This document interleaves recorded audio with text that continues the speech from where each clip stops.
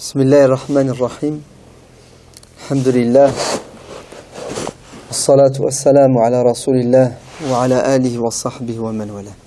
Salam alaykum wa rahmatullah. Dieu dit dans le Saint-Coran فَلَقْتَحَمَ الْعَقَبَةَ وَمَا أَدْرَكَ مَا الْعَقَبَةُ فَكُّ رَقَبَةٍ أَوْ إِطْعَامٌ فِي يَوْمٍ ذِي مَسْغَبَةٍ. Dans notre verset, Dieu dit وَلَقَدْ خَلَقْنَا الْإِنسَانَ فِي كَبَدٍ. Être humain, créature noble, est voué sur terre à s'engager et à faire des sacrifices. Il lui est demandé par celui qui l'a créé de faire des efforts pour construire et non pas pour détruire. L'objectif de la vie d'ici-bas est de vivre heureux dans un premier temps pour connaître dans un second temps l'éternité dans le bonheur. Ainsi, la vie d'ici-bas n'est pas une malédiction. La vie d'ici-bas n'est pas une malédiction, ni une punition. Hassan al-Basri, rahimahullah, dit à tort que Adam, alayhi salatu wassalam, ne s'est retrouvé sur terre que parce qu'il a péché. Un air de dire, Adam a désobéi, Dieu l'a puni, la vie sur terre est une punition. Ce n'est pas une approche islamique de la vie d'ici-bas. Adam, alayhi salatu wassalam, a désobéi à Dieu, il a péché, Dieu lui a pardonné, il ne l'a pas puni. Et d'ailleurs, Dieu l'a créé pour vivre sur terre. Le passage au paradis, c'était juste un laps de temps prédéfini avant même qu'Adam ne soit créé. Puisque lorsque Dieu l'a créé, les anges ont dit à Allah, pourquoi tu as créé cette créature pour vivre sur terre alors qu'on sait ce qui va arriver sur terre? Ataj'alu fiha man yufsidu fiha. Donc vous voyez très bien que Adam a été créé pour vivre sur terre à l'origine. L'existence n'est pas la conséquence d'une désobéissance et d'un péché, donc une punition. Au contraire, la vie d'ici-bas est une bénédiction, une miséricorde, c'est un cadeau offert par Dieu. Et ce n'est pas un cadeau empoisonné.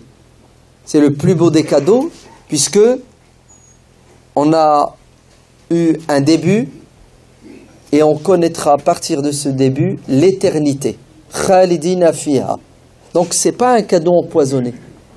C'est pas on va vivre un laps de temps, on va galérer, après il n'y aura rien du tout. Non, pas du tout.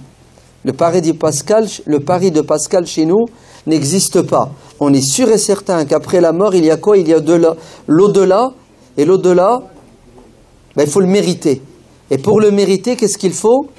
Il faut sur terre essayer d'être heureux, de rendre heureux les autres. Et ça a un prix, vous entendez? Le prix c'est quoi? C'est de relever les défis.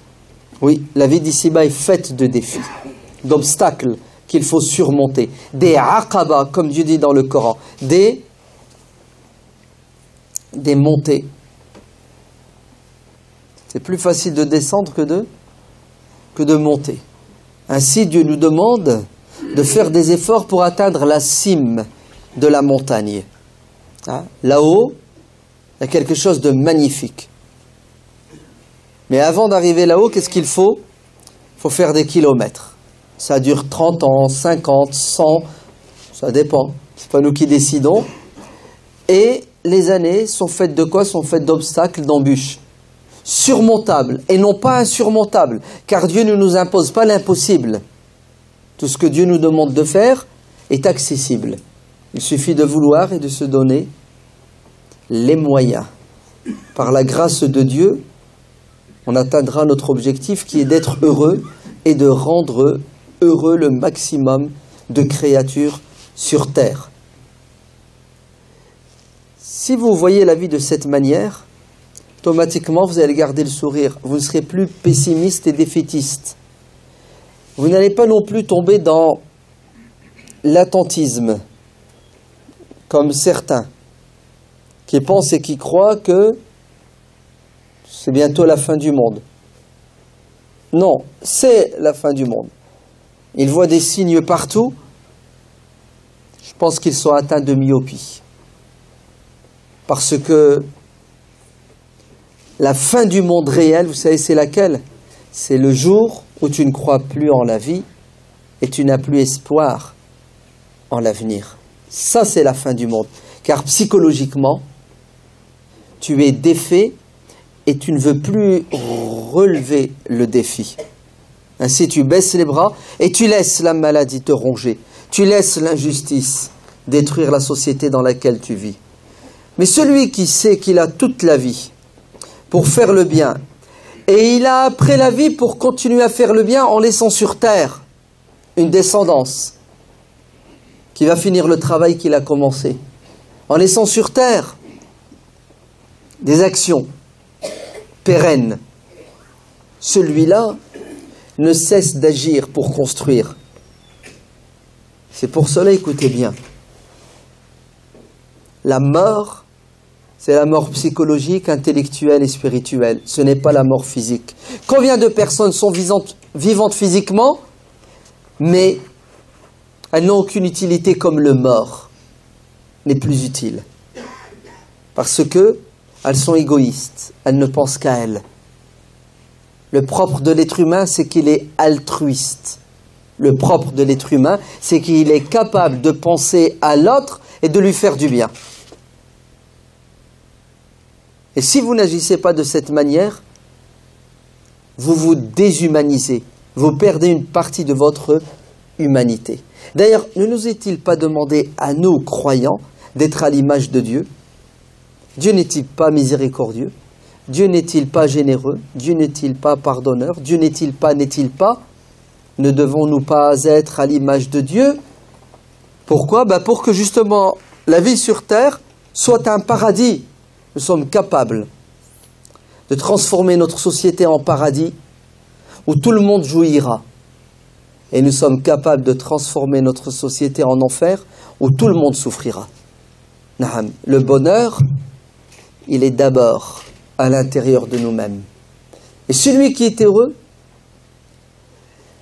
déborde de bonheur et de générosité. Et celui qui est malheureux devient ingrat et avare. Ainsi, il ne faut pas avoir peur des défis. Les difficultés ne doivent pas nous empêcher d'aller de l'avant. D'ailleurs, l'échec n'existe pas, ou plutôt ne doit pas exister, car ne pas réussir n'est pas une fin en soi, c'est une expérience qui te permet d'avancer puisque tu ne vas pas recommencer l'erreur. Donc, la deuxième fois, tu avanceras. La troisième, la 10e, la 100e fois. Et alors, c'est quoi le problème? Puisque toi, tu es convaincu que, quels que soient les résultats, tant que ton intention est bonne, Dieu te récompense. Vrai ou faux? Non? Alors, pourquoi est-ce que tu as un blocage psychologique et tu pars du principe que ça ne sert à rien d'agir, de faire, puisque il y a peu de chances qu'il y ait du résultat? Non. Il faut être bien intentionné, il faut penser, réfléchir avant d'agir, se donner tous les moyens pour atteindre le maximum d'objectifs, mais dans n'importe quel cas de figure, tu dois toujours être dans l'action et le mouvement. Sinon, tu es condamné à la mort sur terre et la mort dans l'au-delà. Ainsi, les défis, les difficultés, les mauvaises expériences font partie de la vie, voire même sont nécessaires, car ils sont une épreuve. À nous de gérer l'épreuve comme il se doit. Ils ont dit du prophète sallallahu alayhi wa sallam qu'il aimait l'optimisme et qu'il condamnait, détestait le pessimisme. Le prophète alayhi salatu wa sallam n'a jamais perdu espoir. Même dans les moments les plus difficiles, il enseignait à ses compagnons que demain sera meilleur qu'aujourd'hui et qu'il ne faut pas s'enfermer dans le passé. Certes, il faut explorer le passé pour tirer des leçons de ce qui est arrivé aux autres. Prendre ce qu'il y a de meilleur, se baser sur ce qui est bon pour continuer et éviter de faire les erreurs que les autres ont fait. Mais il faut se projeter dans un avenir et notre projection doit être une projection lumineuse, pas ténébreuse. La fin du monde, c'est le jour où tu arrêteras de faire du bien. C'est ça ta fin du monde. Tant que tu agis, tu es vivant et tu resteras vivant après ta mort parce que tu as laissé des traces. Rien de pire, si ce n'est que de réduire la spiritualité à des actes rituels, comme la prière que nous venons d'accomplir. Beaucoup de musulmans pensent et croient que parce qu'ils ont accompli les 5 prières, ils n'ont plus de devoirs. Ainsi, ils ne s'imaginent pas qu'ils ont des devoirs sociaux, des devoirs familiaux, des devoirs économiques, des devoirs politiques. Ils pensent que vis-à-vis de Dieu, seul le rituel est important, fondamental.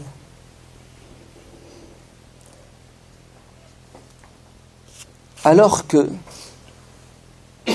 le rituel n'est pas une fin en soi, l'ibadat, au sens strict du terme. Les ibadat, les actes rituels, ne sont que des moyens pour atteindre des objectifs. L'ibadat, la prière, le jeûne, le zikr, la lecture du Coran, sont des moyens pour atteindre un objectif, comme la voiture. Tu prends ta voiture pour aller d'un point A à un point B. C'est à ça qu'elle sert, la voiture, pour ceux qui sont intelligents. Ainsi, Dieu n'a pas besoin de nos prières. Dieu n'a que faire si toute l'humanité restait en prosternation nuit et jour. Dieu nous a donné des outils pour nous élever spirituellement, pour être forts psychologiquement, pour pouvoir justement surmonter les difficultés de la vie. Mais aussi pour, écoutez bien, nous donner la force de nous engager. On se réfugie dans la caverne, la mosquée, pour se ressourcer, pour retourner dans la société, pour être source de bienfaisance. On vient vers Dieu pour nous purifier, afin de retourner vers les êtres humains pour les aider à s'élever. Sinon, vous n'avez pas compris que cette religion est basée sur une philosophie on ne peut plus humaniste. Car le din, la religion, est venu pour le bien-être et l'intérêt de l'être humain, et non pas pour être un fardeau, un carcan qui empêche l'être humain de s'épanouir et d'être heureux.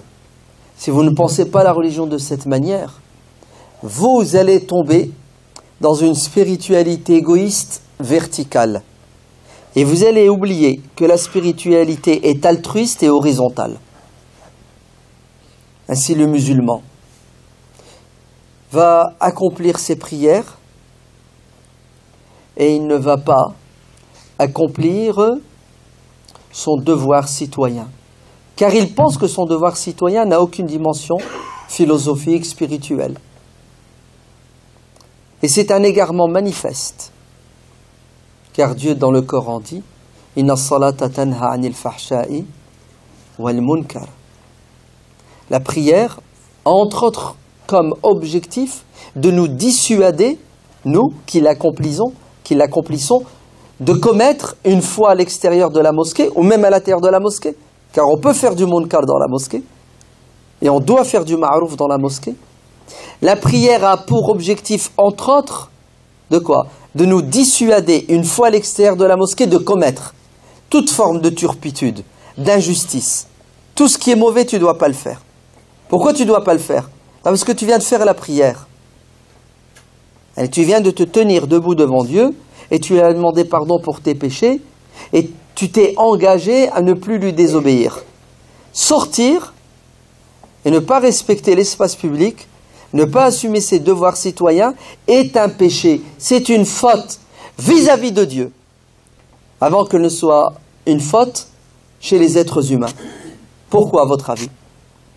Parce que si tu sors dans la rue et tu commets un péché, tu commets une faute, ça va? Allez, le discours citoyen, on dit tu commets une faute. Le discours religieux, on dit tu commets un péché. Très bien. Tu sors. Après ta prière, tu commets une faute. Il y a un adage juridique qui dit pas vu, pas pris. C'est ça? Pas vu, pas pris. Il y a un adage islamique qui dit pas vu par les hommes, vu par Dieu. Ainsi, commettre le blâmable à l'extérieur de la mosquée remet en question ta relation avec Dieu. J'ai presque envie de te dire, c'est de l'hypocrisie. Il finit sa prière, il sort, et il va au coin et deal. C'est presque à la mode, on dirait aujourd'hui, c'est certains jeunes. J'y croyais pas jusqu'à ce qu'on me dise, mais non, c'est réel, c'est vrai. Jusqu'à ce que j'entende un chanteur de rap qui dit, le vendredi, on va à la mosquée, et le samedi, on s'éclate en boîte de nuit, on fume, on se drogue, et on abuse des filles. Et le vendredi, il est à la mosquée. Je dis, mais c'est pas possible, il y a une contradiction. Pourquoi est-ce que la prière du vendredi ne l'empêche pas, ne le dissuade pas de commettre ces turpitudes? Vous savez pourquoi? Parce que c'est la dichotomie. C'est la laïcité. C'est-à-dire, Dieu, ok, mais dans un périmètre déterminé. La mosquée. Je sors de la mosquée, laisse-moi tranquille, Seigneur. Je fais ce que je veux. Vous avez compris? Je fais ce que je veux dehors. Mais ça ne marche pas comme ça en islam. Dieu est partout. Il est avec toi. Il te surveille, il t'épie. Tout ce que tu fais de bien ou de mal est enregistré et tu auras des comptes à rendre. Vous avez vu la vraie spiritualité? Qu'est-ce qu'elle a comme conséquence sur toi? Elle fait de toi un bon citoyen. Un vrai citoyen. C'est pour cela, plus on s'élève spirituellement, plus on devient facteur de paix dans la société.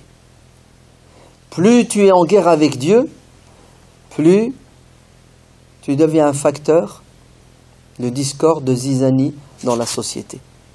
La prière accomplie comme il se doit te dissuade à l'extérieur de la mosquée de commettre toute forme d'injustice, de turpitude. Et elle t'incite, la prière, à faire quoi? Le bien. Notre prophète bien-aimé, sallallahu alayhi wa sallam, dit dans le hadith authentique rapporté par Al-Bukhari et Muslim, tout croyant qui sera témoin de quelque chose de blâmable, une injustice, et qui ne la condamne pas à la mesure de ses moyens, n'a pas un atome de foi. Vous avez vu comment cette parole du prophète alayhi salatu wassalam conditionne la foi, conditionne, c'est-à-dire la condition pour que tu aies la foi, tu sais que tu dois quoi? Tu dois prier, c'est ça? Tu dois jeûner. Ce hadith te parle de quoi? Te parle de comment tu es dans la société. Si là où tu vis, tu es préoccupé par ce qui se passe, si c'est du bien, tu l'applaudis, tu l'encourages, tu le maintiens, tu le développes. Si c'est du mal, de l'injustice, tu condamnes. Et tu fais tout pour quoi? Pour changer la réalité. Ainsi, il n'a pas la foi, ou il n'a peu de foi, presque pas de foi, le strict minimum, celui qui n'a pas, écoutez bien, d'engagement citoyen. Qu'est-ce que ça veut dire l'engagement citoyen? Ça veut dire qu'on vit dans une cité, dans une ville, ouais, c'est bon? On vit dans une région, on vit dans un pays, on vit dans un endroit. Écoutez bien, celui qui vit dans cet endroit et il n'a pas le souci, il n'a pas la préoccupation de développer, d'améliorer l'existant, ce que le Coran appelle Amr bil Ma'ruf, faire le bien, inciter les autres à faire le bien. Celui qui n'a pas le souci de s'engager pour combattre tout ce qui nuit à l'être humain, c'est ce que le Coran appelle An-Nahyu Anil Munkar. Ben écoutez bien, en islam, c'est ce que ça veut dire? C'est synonyme de mécréance. Il n'a pas la foi, il n'a presque pas de foi. Tu veux augmenter ta foi? Oui, je veux augmenter ma foi. Tu peux me donner des moyens pour augmenter ma foi? Ben, il y a certains imams, vous savez ce qu'ils vont vous dire? Tu veux augmenter ta foi? Fais une umrah. Ouais. Fais un qiyam al-layl. Ce qui n'est pas faux en soi. Mais il devrait nous dire avec autant de force, engage-toi dans un parti politique, dans un syndicat. Non. Ça passe même pas dans l'esprit de nos imams, pour ne pas dire nos pseudo-imams. Ça n'effleure même pas l'esprit d'un croyant. Alors que, il y a un hadith qui est extraordinaire. Vous êtes prêts? Le prophète sallallahu alayhi wa sallam dit: une journée que passe un responsable politique. C'est ce que c'est un responsable politique. C'est quelqu'un qui s'occupe de la cité, de la ville dans laquelle nous vivons, pour essayer d'améliorer notre quotidien. C'est ça un responsable politique. Allez, politique, ça vient du grec, polis. Ouais, la cité, la ville. Il faut s'organiser, non? Vous ne trouvez pas qu'il faut s'organiser? Il faut s'organiser. Ouais. On ne peut pas tous donner 12 heures de notre journée à nous occuper de notre ville. C'est impossible. On va mourir de faim. Donc, on délègue, en fonction du nombre d'habitants, des personnes qui vont être au service de la collectivité, de la majorité, de tout le monde. Écoutez bien, une journée que passera une de ces personnes que nous avons choisies pour servir l'intérêt général, vous êtes prêts? Équivaut à 60 années de prière et de jeûne.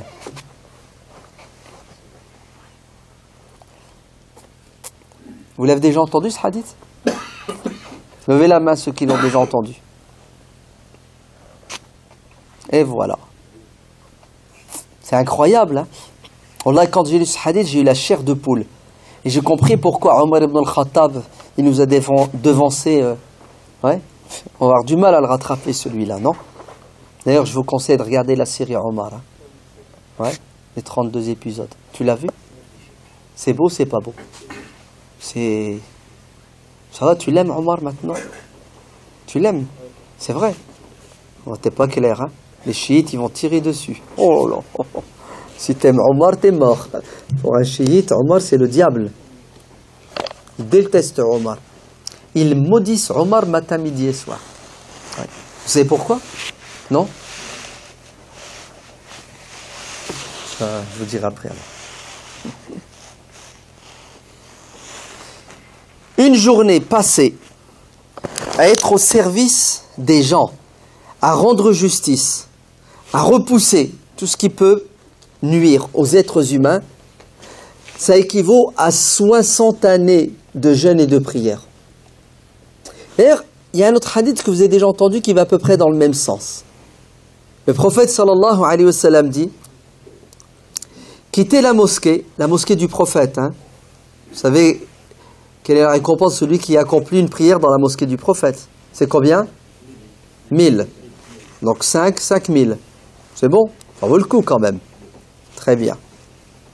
Vous avez tous envie de faire une Umrah. Ouais. 5000 à Médine, 100 000. Waouh! Tu reviens, compte en banque, il est blindé. Jackpot. C'est ça? Mais je vais vous donner mieux. Ouais. Pas la peine de prendre un billet à 1500 €, pas la peine de prendre 15 jours de congé, de prendre des risques, ok? Et puis de supporter... Bon, calme-toi. Je vais vous donner un moyen de gagner beaucoup plus de hasanat. Vous êtes prêts? Le prophète sallallahu alayhi wa sallam dit, sortir de ma mosquée, dans laquelle tu t'es enfermé pour faire ce qu'on appelle une retraite spirituelle, un i'tikaf. C'est-à-dire 24 heures de quoi? D'adoration rituelle. Sortir de la mosquée pour aller rendre service à quelqu'un, aider quelqu'un, résoudre un problème, ben c'est meilleur que quoi? Que de rester dans la mosquée pendant combien de temps? Dites-moi. 30 jours. Waouh. Allez, 30 jours. 30 jours, c'est ce que c'est 30 jours. Pas de télé, pas d'iPhone, pas de péché avec les yeux, avec les oreilles. Que quoi? Que de la ibada, c'est ça? Ben, il y a mieux, dit le prophète, alayhi salatu wassalam. C'est d'être dans la société et de rendre service aux gens. D'alléger les souffrances. C'est incroyable.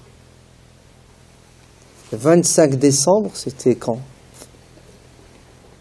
Il n'y a pas longtemps, non? Est-ce que vous savez qu'il y a des milliers, des dizaines, non, des millions de personnes âgées en France? Seules. Seules. Oh, la pire des choses, c'est d'être seul. C'est de n'avoir personne à qui parler. Même personne avec qui se disputer. Vous avez compris? C'est dur d'être seul, non? Vous ne trouvez pas? Faites un test. Ouais. Et vous allez voir. Wallah, l'être humain est quelqu'un qui ne peut s'épanouir et être heureux que si et seulement si il côtoie ses semblables. Parce qu'on se fait du bien mutuellement et la solitude est mortelle. Ces milliers de personnes, ces millions de personnes âgées, elles sont dans des mouroirs, des maisons de retraite. Elles sont chez elles. Personne ne leur rend visite. Même leurs enfants, leur progéniture, n'ont plus le temps de les côtoyer, de les voir, de les réconforter. Et nous, on dit que notre religion, il faut penser aux autres, il faut prendre soin de qui? Des personnes âgées, oui ou non? Et pourquoi nos mosquées ne créent pas un pôle dans la mosquée spécialisé dans quoi? Dans les visites et l'accompagnement des personnes âgées. Il y a des associations spécialisées qui font ça. Hein. Ils prennent des enfants, ils vont passer 2 heures à la maison de retraite. Et les personnes âgées sont heureuses et contentes. Est-ce que vous savez que le prophète sallallahu alayhi wa sallam a dit le sourire, c'est une aumône. Oui. Faire plaisir à quelqu'un, hein, ressusciter la joie dans le cœur de quelqu'un, c'est une aumône. On s'est fait arnaquer par certains de nos savants et de nos pseudo-imams qui nous ont fait croire que la religion de Dieu, c'est al-ibadat au sens strict du terme, c'est-à-dire la prière, le jeûne, le pèlerinage. Ça fait partie de la religion, c'est fondamental, c'est important, ok, ça va, mais la dimension sociale, humaine, économique, politique, ouvrez bien vos oreilles, est aussi importante. Allez, vous voulez que j'aille plus loin? Parfois les plus importantes. Oui, c'est connu. Tu es en train de faire la prière. Il y a quelqu'un qui appelle au secours. Est-ce que tu continues ta prière ou tu l'arrêtes pour aller aider la personne? Dites-moi.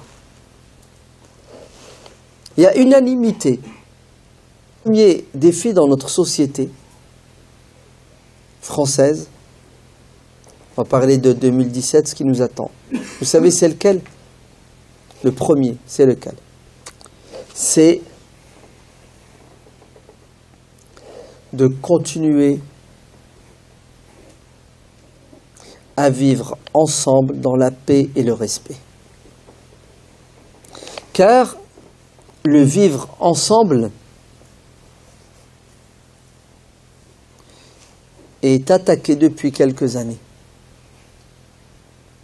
Et il souffre, le pauvre, vivre ensemble. La crise économique, on est aussi dans une crise politique. Et puis, les événements douloureux, notamment les attentats, mais aussi l'exploitation de tous ces malheurs par certaines personnes, Dieu merci, ultra minoritaires, mais ultra malhonnêtes, fait que la communauté musulmane commence à douter qu'il est possible de vivre dans la paix et le respect dans notre pays, tellement la pression psychologique, médiatique, politique est forte. Ainsi, certains vont jusqu'à dire, écoutez bien, il n'y a plus d'espoir, il n'y a plus d'avenir. Tiens, je vais investir. Où ça? Je vais investir dans le pays de mes parents. Je vais acheter un appartement. Au cas où il y a le feu, le navire commence à couler. J'assure mes arrières et celui de mes enfants. Et ça, c'est le début de la fin. Quand on vit dans une société et on ne croit plus au vivre ensemble dans cette société. On y reste pour des raisons uniquement matérielles. On se côtoie et on se méfie les uns des autres.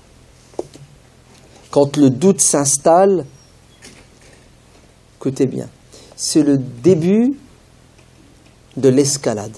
Après, c'est la peur. Après le doute, c'est la peur. Après la peur, vous savez ce que c'est? C'est la psychose. Je commence à psychoter. Et à voir le mal partout, le danger partout. Et tu souffres psychologiquement. Tu n'es pas bien dans ta peau. Le regard de quelqu'un n'est plus chez toi anodin. Son regard est perçant. Il te fait mal. Parce que tu t'imagines que la personne te déteste, te veut du mal. C'est une souffrance terrible. Et c'est grave quand même hein, de vivre dans une société où tu étouffes. Allah, c'est un défi. Vous allez me dire, ouais mais attends, tu vas quand même pas nier le fait que il y a des islamophobes, il y a des racistes, il y a des croisés qui veulent manger du mort, du sarrasin. Il y a quand même, il y a des faits, ouais. Et demandez au CCIF, il va vous dire. Alors, oui, il est évident que je ne peux nier ces réalités. Je ne peux pas les nier, mais il faut rester juste. Vous entendez? Et il faut rester juste, comme dit le Coran, avec son ennemi. Alors qu'est-ce que vous pensez de celui qui n'est pas ton ennemi? Et Dieu nous demande d'être juste avec qui? Avec celui qui veut notre peau. C'est-à-dire ne l'accuse pas de ce qu'il n'a pas fait. Ne dis pas qu'il a fait alors qu'il n'a pas fait. Ton ennemi. Alors qu'est-ce que tu penses de quelqu'un qui n'est pas ton ennemi? En vérité, vous savez où est le problème? Le problème est dans l'essentialisme. C'est quoi l'essentialisme? Ben, comme on dit, tu mets tout le monde dans le même sac. D'accord? Et c'est exactement ce qu'on reproche à ceux qui sont islamophobes et racistes. Ils pensent et ils croient que tous les musulmans sont des terroristes. Parce qu'il y a quelques musulmans terroristes, effectivement. Donc c'est beaucoup plus facile de mettre tout le monde dans le même sac et tu jettes tout le monde à la poubelle. Comme ça, tu es tranquille, puisque on ne sait plus qui l'est de qui ne l'est pas. Dans le doute, il vaut mieux virer tout le monde. C'est ça? Ça, c'est la dérive par excellence. C'est ce qu'ont fait tous les totalitaires. Hitler, c'est ce qu'il a fait. Je ne sais pas, Hitler, il a dû avoir un problème avec 2-3 tziganes. Allez, je vais brûler tous les tziganes. Il a dû avoir un problème avec un homosexuel, je vais cramer tous les homosexuels. C'est le totalitarisme. On pêche, nous aussi musulmans, par essentialisme. Parce qu'il y a certains racistes islamophobes, nous pensons et nous croyons, à tort, que tous nos concitoyens français non musulmans sont, par essence, et ne peuvent être que racistes et islamophobes. Et c'est grave, spirituellement parlant. Ben oui, tu accuses des innocents. Avant de condamner, avant d'accuser quelqu'un de le condamner, il faut des preuves. Et depuis quand notre prophète sallallahu alayhi wa sallam a pensé comme ça et s'est comporté de la sorte? C'est faux. Le prophète vivait à la Mecque, sa cité, sa ville. Allez, on va extrapoler. Son pays. La Mecque, c'était son pays, oui ou non? L'Arabie, c'était son pays. Est-ce que le prophète a pensé à un instant de sa vie que tous les Arabes de l'Arabie étaient ses ennemis? Non. Le prophète a su faire la distinction entre une oligarchie mécoise,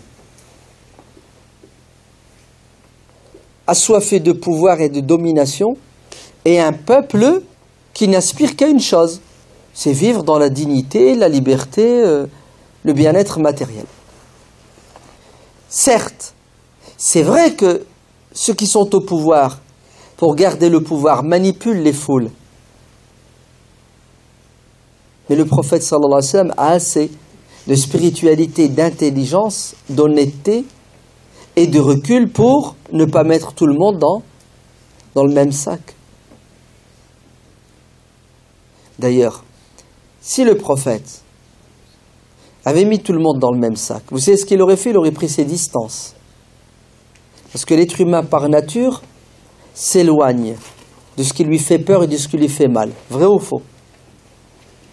Le prophète, sallallahu alayhi wa sallam, ne s'est jamais éloigné de son peuple et n'a jamais voulu quitter son peuple, malgré ce qu'il subissait. Si Dieu ne lui avait pas demandé, si Dieu ne lui avait pas imposé de quitter la Mecque, est-ce qu'il serait parti? Il ne serait pas parti. Et quand il a dû quitter la Mecque, il ne l'a pas quitté avec joie, hein. Il a quitté les larmes aux yeux, en disant « Seigneur, mon pays, je l'aime. Même si mes concitoyens ne me comprennent pas, même si mes concitoyens sont manipulés par une minorité de personnes, je les excuse. Ah, si seulement je pouvais rester chez moi. Parce que s'expatrier, c'est pas facile. Être déraciné et jeté à la mer, c'est la pire des choses. Regardez ce que Dieu dit dans le Coran. Il dit وَلَوْ أَنَّ كَتَبْنَا عَلَيْهِمْ أَنِ اقْتُلُوا أَنفُسَكُمْ أَوْ اخْرُجُوا مِنْ دِيَارِكُمْ مَا فَعَلُوا. Allez, s'il leur avait été demandé par Dieu de se donner la mort, ils ne l'auraient pas fait. Allez, imaginez-vous, Dieu vous parle, c'est lui, vous êtes sûr, et Dieu vous dit, donne-toi la mort. Vous le faites ou vous ne le faites pas? Ah si, attends, t'es en face de Dieu. Dieu te dit, vas-y, vous le faites quand même, non? Ah, il vaut mieux. Non, s'il y a un doute, tu le fais pas. Si tu doutes que c'est Dieu, faut pas le faire. Mais tu es sûr que c'est Allah, tu es en face de Dieu, Dieu te parle. Ouais. Bah, tu obéis. Bah, il vaut mieux parce que si tu lui désobéis, bah, ton homme il va te l'apprendre, il n'était pas clair. Vous êtes d'accord? Mais c'est dur, n'est-ce pas? On aime la vie. Mais on doit aimer Dieu plus que plus que notre propre vie. Donc celui qui a la foi comme il se doit, est prêt à obéir à Dieu, c'est ça, même si ça ne va pas dans son intérêt et son sens. Entre nous, hein, tout ce que Dieu nous demande de faire, ça va dans notre intérêt et notre sens. Hein. Vous entendez? Ça, c'est une hypothèse, une supposition. Et si? Et Dieu ne nous demande pas de nous donner la mort. Ouais. D'ailleurs, il nous interdit. Il dit « Wala taqtulu anfusakum ». Pourquoi? « Inna Allaha kana bikum rahima ». Ne vous donnez pas la mort, parce que Dieu vous aime et il est miséricordieux. La chose la plus dure, écoutez, qu'un être humain a à faire, c'est de se donner la mort lorsqu'il aime la vie. Vous êtes d'accord? Il y a une autre chose qui est aussi dure et difficile. C'est laquelle? C'est de s'expatrier. C'est de connaître l'exil. C'est d'être déraciné. Je te prends et je te jette à la mer. Je t'expulse. Et si je leur demandais de quitter leur maison, de quitter leur cité, de quitter leur ville, leur pays, ils ne le feraient pas. Allez, ce que Dieu a demandé aux Sahaba de faire, l'égir. Vous voyez ce que c'est l'égir? Allez, à un moment donné, Dieu a dit au prophète alayhi salatu wassalam, et aux croyants, c'est tout, la vie est devenue impossible pour vous à la Mecque, vous allez partir et tout laisser, tout abandonner.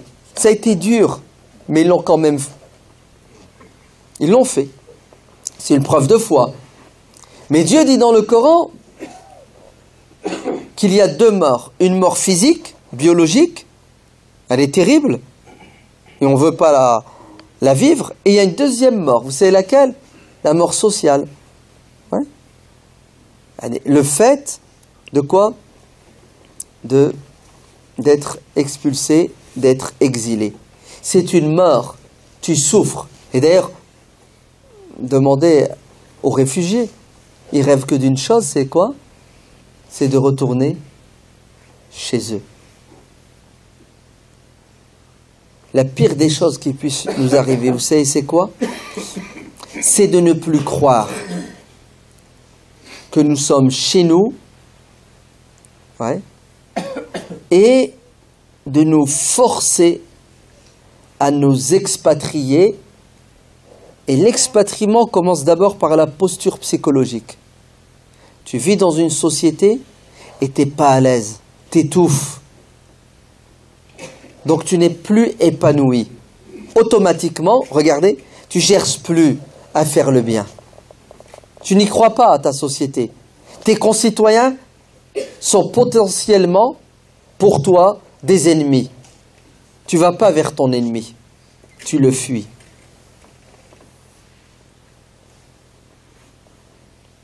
Ce qui s'est passé en 2016, en 2015, tout doucement, c'est les attentats, le traitement médiatique sauvage, injuste, inique, ouais, de ces événements douloureux, de la question d'islam et des musulmans, en France et au niveau international, poussent les musulmans à faire un déni d'identité nationale. Il est né en France, il a toujours vécu en France.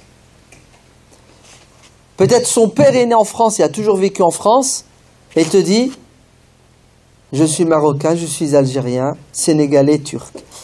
Tu es français? Non, je ne suis pas français. Je lui pose la question, tu es d'où?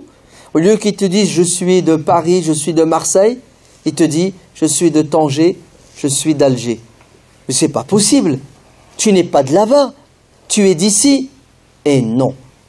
Regardez ce qu'il te dit. Tu dis, ah non, moi je ne suis pas français. Pourquoi tu n'es pas français? Ah, ils ne veulent pas de moi. Ils ne m'aiment pas. T'as pas vu ce qu'on subit depuis 2 ans? En fait, ça remonte à plus que 2 ans. Mais depuis 2 ans, ça s'est intensifié. Résultat, regardez l'impact sur ta citoyenneté. Tu ne veux plus être un citoyen avec des devoirs, mais juste un citoyen avec des droits. Tu cherches ton avantage, mais en aucun cas, tu vas quoi? Tu vas faire des sacrifices. Tu es la main tendue, basse, qui réclame, et tu ne veux pas être la main haute qui donne. Et quand on vit dans une société et on pense que c'est à sens unique, on va dans un mur. Car une société, elle se construit en permanence. Les anciens ont fait et nous récoltons et nous mangeons les fruits et les efforts des anciens. Oui ou non? Les routes qu'on utilise maintenant, laissez les routes, les hôpitaux. Ouais. Regardez, notre système social, il est beau ou il n'est pas beau? La sécurité sociale, les soins, les hôpitaux, ouais, le remboursement des médicaments, la gratuité, la CMU. Ça va, ça vous dit quelque chose tout ça. Ouais, c'est du quotidien. 2. Notre système d'entraide et d'égalité sociale. Les indemnités de chômage. Ouais, c'est ça. Celui qui ne travaille pas, il touche un salaire minimum. Ouais. L'aide au logement. L'aide pour l'éducation de tes enfants. Notre système scolaire. Tu te rends compte? L'école est obligatoire, c'est ça? L'instruction est obligatoire et gratuite. Oui, gratuite. Très bien. Pourquoi est-ce que nous jouissons de tous ces avantages? Ils sont tombés du ciel? D'où viennent-ils, tous ces avantages? Ils sont le fruit d'un combat. D'un combat qui a duré longtemps. 100 ans, 150 ans. C'est ça? Donc vous voyez bien qu'aujourd'hui, on baigne.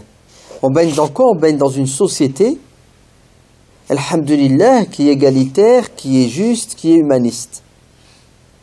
Si les anciens ont travaillé, se sont sacrifiés, et nous, génération suivante, on profite, qu'est-ce qu'on laisse aux générations à venir? Allez, laissez les générations à venir, on va parler concrètement. Vous laissez quoi pour vos enfants? Vous avez des enfants, vous les aimez, ça va? Ça va, vous aimez vos enfants. D'ailleurs, tout ce que vous faites aujourd'hui, vous le faites pour vos enfants. Vous savez, quand on a des gosses, on s'oublie, on se sacrifie pour ses enfants. Vrai ou faux? En vérité, dans la théorie, c'est vrai. Dans la réalité, à titre individuel, c'est vrai. Parce que vous êtes des parents responsables. Mais au niveau social, c'est pas vrai. Au niveau social, c'est pas vrai. On ment. La preuve. Regardez ce qui s'est passé en 2016. Et ça va être pire en 2017. Souvenez la réforme du code de quoi? Du travail. Comment? Non. Non. 49.3, c'est pas la même chose. Non, c'est la loi El-Khomri. El-Khomri. Ouais. Qu'est-ce que c'est que le code du travail? Un ensemble de dispositions juridiques pour défendre qui ça? Les salariés, c'est ça? Tu as le patronat, les patrons, tu as les salariés. Il faut bien qu'il y ait un règlement. Tu as les syndicalistes, c'est-à-dire des salariés engagés, c'est bon? Des salariés délégués par leur père, se sont battus pendant 100 ans pour un code du travail qui est le meilleur au monde. Allez, c'est mon côté chauvin, mon côté français. Vous allez me dire, ouais, la Suède c'est mieux. Mais allez, chacun plaide pour sa paroisse. Vous êtes prêts? Le code du travail, il est super, il est mignon, il est magnifique. Il est tellement super que nos patrons, le CAC 40 et tous ces mecs-là, se battent depuis 10 ans, 15 ans pour le réformer, le changer. Et c'est vrai qu'il y a des choses qu'il faut virer dans le code du travail qui sont obsolètes. On est d'accord. Mais il y a des choses qu'il ne faut surtout pas toucher. Parce que ça va te coûter cher, mon petit ouvrier. Ça va te coûter très cher. Eh oui, le CDI, c'est ce que c'est le CDI? Contrat à durée indéterminée. Allez, il n'y a plus de CDI. Je t'embauche 1 mois, 2 mois, 3 mois, je te vire. C'est pourquoi je vais te virer? La yus'alu amma yaf'al. On est en train de changer notre code du travail pour donner au patron les pouvoirs d'un Dieu à qui nous n'avons pas le droit de poser des questions. Je te vire, content ou pas content, vas-y. Les prud'hommes, je te les vire eux aussi. Vous avez compris? Qu'est-ce que ça va être? Ça va être de l'esclavage moderne. On retourne 200 ans avant. Bon, j'ai schématisé, hein. On est d'accord. C'est pas blanc ou noir, c'est pas vrai. Pour les PME, c'est tout à fait. Mais juste pour vous dire, ce qui est grave, c'est que nous sommes des citoyens. Nous sommes des citoyens français, et je pense que nous tous ici, au fond de nous-mêmes, même si on fait un déni, hein, on ne veut pas le dire, Wallah, nous pensons et nous croyons que la France est belle.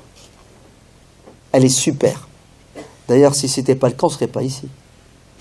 Vrai ou faux? Non? Levez la main, ceux qui ne sont pas d'accord avec ce que je dis. Exprimez-vous, n'ayez pas peur. Wallah, si nous pensions que la France était nulle, ouais, c'est l'enfer, il n'y a personne qui reste en enfer. Surtout que quand tu es français, tu as un passeport, tu vas partout sur terre. Hein. Ouais. Et quand tu es arabe dans un pays arabe, tu ne peux pas venir en France, il faut un visa. Le contraire, il n'y a pas de problème. Hein. Vrai ou faux? Très bien. La France est belle ou pas belle? Ouais, je le sais, elle a des petits boutons ici, elle commence à avoir des cheveux blancs. Mais, grosso modo, c'est beau ou c'est pas beau? C'est tellement beau que nos parents ne veulent pas partir. Nos parents qui sont venus pour travailler et repartir, c'était normalement 2 ans, 5 ans. Ça fait 40 ans, ça fait 50 ans, et ils ne veulent pas partir. Et entre nous, ils ont raison. Hein. Wallah, il ferait un peu plus de soleil en France. Il ferait 30-40 degrés. Wallah, même les vacances, ils ne les passeraient plus dans leur bled. Parce que ce qui les attire au bled, je pense que c'est le soleil. Ouais. Mais c'est réel. Hein. Parce que il y a la liberté, n'est-ce pas? Il y a l'égalité, il y a la justice, il y a la santé, non? Il y a 1001 avantages, il y a des droits, vous avez compris, des droits fondamentaux, ce qu'on appelle des droits de l'homme.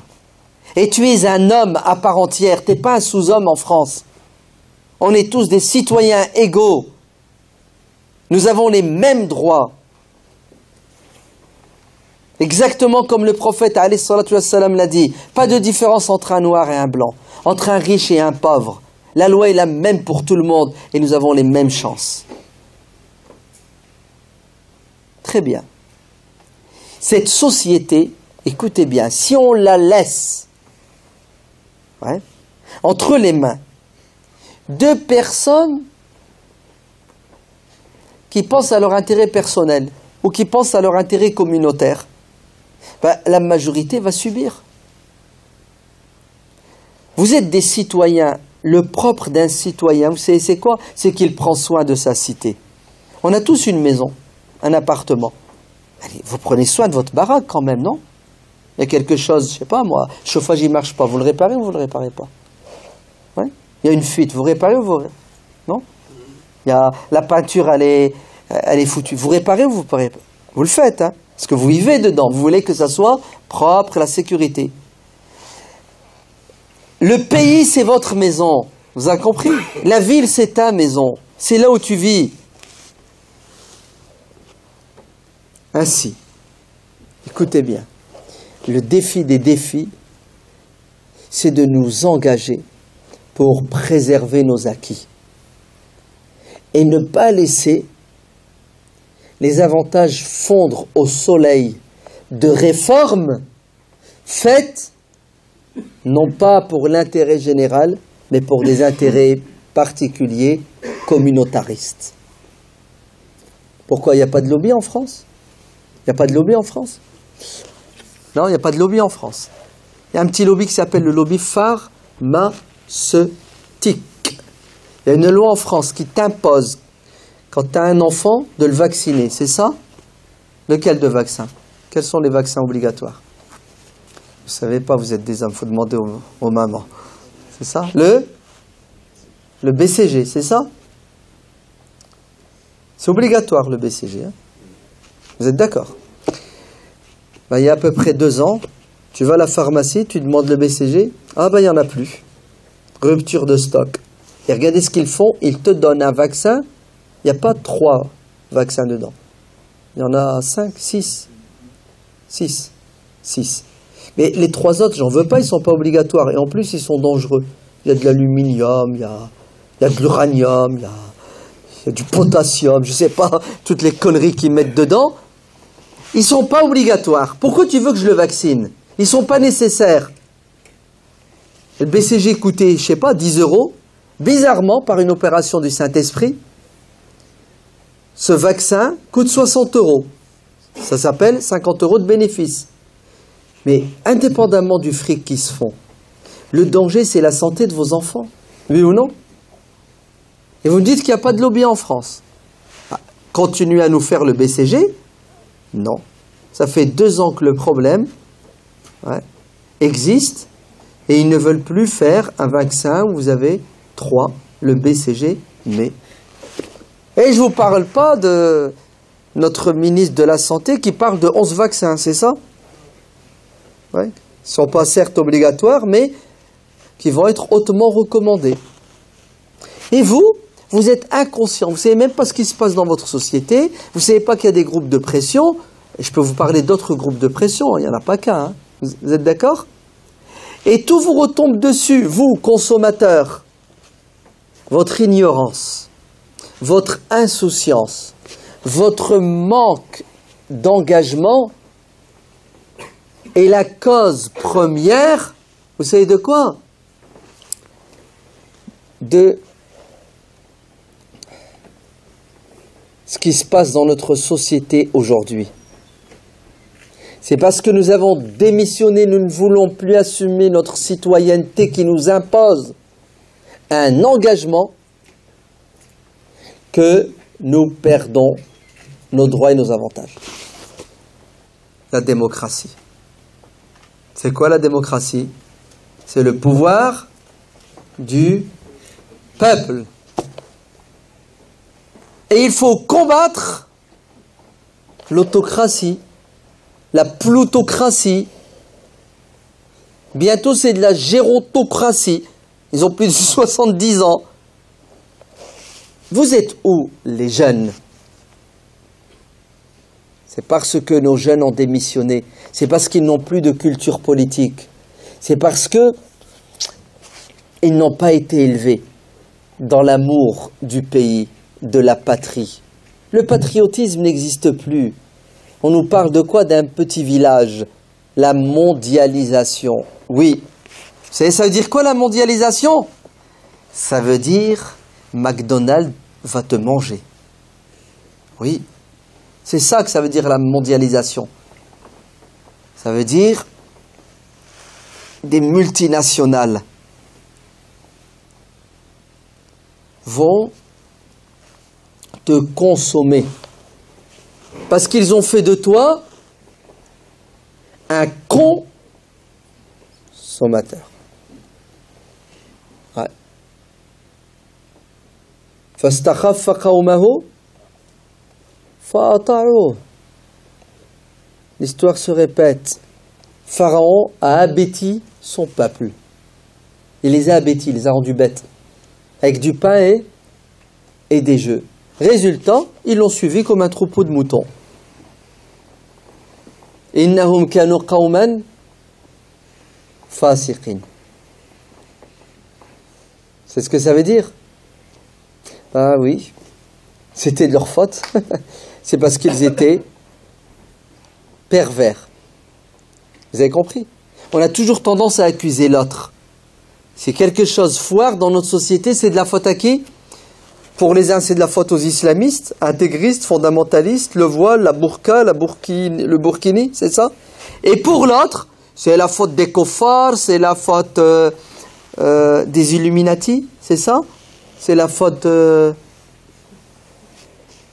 On est tous dans des délires inconscients qu'en vérité, il y a des gens qui n'en ont rien à cirer du vivre ensemble et de la paix sociale. Tout ce qui les intéresse, ce sont leurs intérêts privés ou communautaires. C'est pour cela le troisième défi. Vous savez, c'est lequel? C'est de sortir de notre communautarisme qui nous pousse à vivre en autarcie psychologique, intellectuelle, éthique et morale, pour être des citoyens à part entière et non pas entièrement à part. C'est quoi ce communautarisme aberrant? C'est qu'est-ce que c'est? On croit détenir la vérité. Nous sommes le peuple élu. Ah oui, on est musulman. Attends, Allah est avec nous quand même, ok? Le reste, c'est quoi? C'est des sous-hommes. Nous, la race supérieure, les musulmans, nous avons la vérité absolue et totale.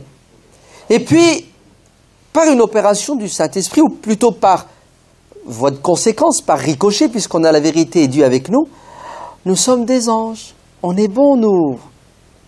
Et tous les autres sont des diables qui ne pensent qu'au mal et qui ne font que du mal et ne souhaitent le mal à personne. Quelle posture criminelle et suicidaire. Subhanallah, nous avons la même âme. Nous sommes tous fils d'Adam. Donc nous sommes tous prédisposés à faire le bien ou à faire le mal, au meilleur ou au pire. Pourquoi quelques-uns auraient le monopole de la vérité, du bien, de la justice.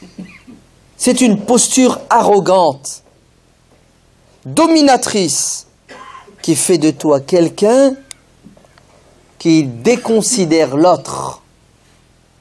Et tu ne peux pas vivre dans une société dans la paix et le respect si tu considères que l'autre est un moins que rien.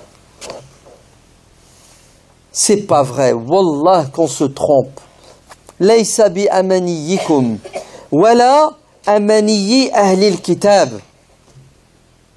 C'est pas parce que tu es musulman, ce n'est pas parce que tu es chrétien, tu es juif, et tu penses que Dieu est avec toi que tu es sauvé. Non, tu te trompes. Walakin man amana wa amila salihan. La foi, les convictions à elles seules ne suffisent pas. Elles doivent être suivies de quoi? Alladina amanu wa amilu, d'action. Et tu seras jugé, non pas à l'aune de ta foi uniquement, mais de tes actions. Et Dieu est juste. فَمَنْ يَعْمَلْ مِثْقَلَ ذَرَّةٍ خَيْرًا يَرَهُ وَمَنْ يَعْمَلْ مِثْقَلَ ذَرَّةٍ شَرًّا يَرَهُ. Celui qui fait du bien verra les conséquences de son bien. Celui qui fait du mal verra les conséquences de son mal. C'est une loi divine pour tout le monde. Qu'est-ce que ça donne comme résultat, le fait de penser comme ça? Ben, tu vas vers l'autre pour le connaître afin de quoi? D'échanger avec lui, de partager avec lui, et regardez le résultat, afin de créer un partenariat. Tu t'allies avec lui, une alliance noble qui a pour objectif d'améliorer la société dans laquelle nous vivons. Puisque on va tous dans le même sens. On est dans un bateau. S'il y en a qui font des trous, tout le monde va couler. Et si ceux qui sont au courant qu'il y a des trous ne font rien, ben ils sont aussi responsables que ceux qui ont fait les trous. Car c'est un péché qui se nomme non-assistance à société en danger. Ouais. À société en danger.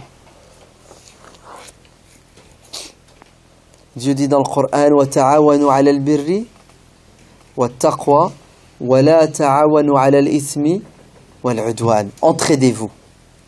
Pourquoi? Pour le bien. Ne vous entraidez pas à faire le mal. Le communautarisme aveugle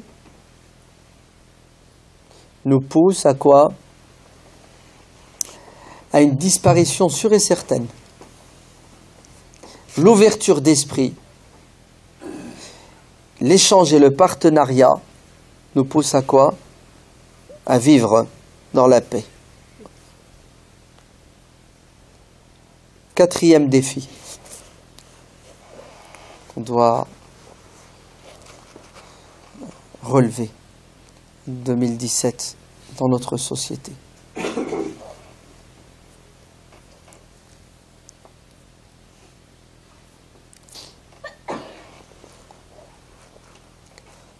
On est musulman et on est fier de l'être.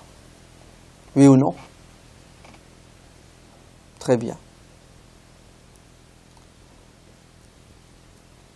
Nous sommes français et nous sommes fiers de l'être. Oui ou non? Vous avez le droit de dire non si vous pensez le contraire. N'ayez pas peur. Hein. On n'est pas en Égypte, on n'est pas en Arabie. Vous allez finir en geôle si vous pensez et vous dites ce que vous pensez. N'ayez pas peur. On est musulman et fier de l'être. On est français et fier de l'être. Il y en a, il m'a dit non, moi je suis pas fier d'être français. Je lui dis pourquoi? Il m'a dit bah t'as pas vu, en France il y a ça qui va pas, il y a ça qui va pas. Je lui dis ok. Donc dans un pays, quand il y a des choses qui vont pas, qu'est-ce qu'on fait? On jette le bébé avec l'eau, c'est ça. Est-ce que vous pouvez m'indiquer sur Terre un pays où tout va bien? 100%, parfait. Est-ce que ça existe? Dans tous les pays, il y a des choses qui vont et des choses qui vont moins bien. C'est ça? Mais en tout cas, on est sûr et certain d'une chose, c'est qu'en France, ce qui va est plus important que ce qui ne va pas. Donc si je dois renier mon pays, le détester parce qu'il y a des choses qui ne vont pas, ben, il n'y a plus sur Terre de citoyens qui aiment leur pays, puisque dans tous les pays, il y a des choses qui ne vont pas. Ne soyez pas des extrémistes, ne soyez pas dans vos jugements jusqu'au boutiste. Dites ce qui va, et ce qui ne va pas, ben, mettez-le en évidence et apportez des solutions. Je suis musulman et fier de l'être. Je suis français et fier de l'être. Je suis musulman, qu'est-ce que ça veut dire? Ça veut dire que j'adhère à cette religion, qui a comme nom l'islam, qui veut dire la paix, la soumission totale à Dieu. Et je comprends ma religion de la manière suivante. Religion du juste milieu, une religion de la raison, de l'intelligence et du bon sens, qui me donne les outils spirituels, intellectuels et éthiques pour pouvoir m'épanouir dans ma famille, dans ma communauté et dans ma société. Une religion qui me pousse à aller vers l'autre et non pas à rejeter l'autre. Voilà. Je suis fier d'être musulman, d'appartenir à cet islam. Parce qu'il y a parmi nous des musulmans qui pensent l'islam autrement, différemment. Et ils existent. Je vous annonce quand même une bonne nouvelle, ils sont minoritaires. Dieu merci. Mais ils sont là. Et malheureusement, ils font beaucoup de bruit. Ou plutôt, il y a une caisse de résonance. On parle beaucoup trop d'eux, en faisant croire qu'ils sont là, la règle, alors qu'ils sont l'exception à la règle. Comme nos trains qui n'arrivent pas à l'heure et qui dénigrent l'image de notre réseau ferroviaire. La majorité des trains arrivent à l'heure. Donc nous avons dans notre communauté en France des musulmans. Croyez-moi, il n'y a pas de quoi être fier à appartenir à leur conception de l'islam. C'est même une honte, car ils ont une approche de l'islam qui est basée sur la haine, le rejet de l'autre, avec un S, plutôt, le rejet des autres. Vous entendez? C'est-à-dire des autres musulmans, parce qu'ils sont dans un totalitarisme religieux sans précédent. C'est l'islam à propriété privée, si tu n'adhères pas à ma conception de l'islam et pratique, tu es automatiquement dénigré et considéré comme un égaré. Donc, c'est la dérive, hein, à exclure. C'est ce qu'on appelle l'excommunication. Puis le jour où on aura la force et les armes à détruire. Ce qu'on appelle l'apostasie. Ce qui te considère comme un apostat. Ils ont une conception, une pratique de l'islam qui est basée sur le rejet des autres. Musulmans ou non musulmans. Hein. Et d'ailleurs, juste un clin d'œil à nos concitoyens non musulmans, ces extrémistes, terroristes, ont plus de haine, de mépris et de dégoût envers les musulmans égarés, à leurs yeux, qu'envers les non-musulmans. Puisqu'ils vont jusqu'à dire que le musulman qui ne pratique pas, ne comprend pas et ne pratique pas la religion comme eux, ils l'appellent l'innovateur, est plus nocif et dangereux pour l'islam que le juif, le chrétien, l'athée, le polythéiste. Parce qu'en fait, c'est une cellule cancéreuse. Ouais. Alors que l'autre, c'est une maladie non contagieuse. C'est comme ça qu'ils pensent. Donc, cette conception et pratique de l'islam, qui est basée sur le rejet de l'autre, pardon, le rejet des autres, c'est ça? Et la violence à l'égard des autres, ce n'est pas la nôtre, nous la condamnons et nous la combattons. Vous entendez? Nous la combattons. Parce que ces personnes-là ne peuvent pas vivre dans une société de paix, de tolérance, puisqu'ils sont contre la paix et contre la tolérance. De même, je suis français et fier de l'être. Et qu'est-ce que c'est la France pour moi? C'est un grand pays où les citoyens naissent libres, égaux, ont les mêmes droits et ils ont des devoirs, où nous avons un triptyque, liberté, égalité, fraternité, et un ciment qui s'appelle la laïcité, c'est-à-dire l'État est neutre, l'État est neutre, et toutes les religions ont le même statut et sont traitées à égalité. C'est quoi la France? Pays de liberté, de tolérance.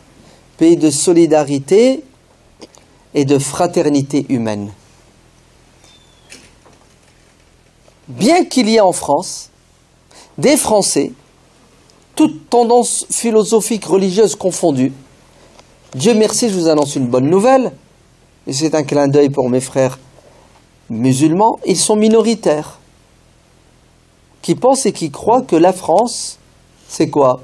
C'est un grand pays de culture judéo-chrétienne, c'est ça? Et que de race blanche, c'est ça? Vous vous souvenez? De race blanche? Ouais. Qui ne peut accepter en son sein des sous-hommes qui se multiplient comme des rats, ouais, qui ont une religion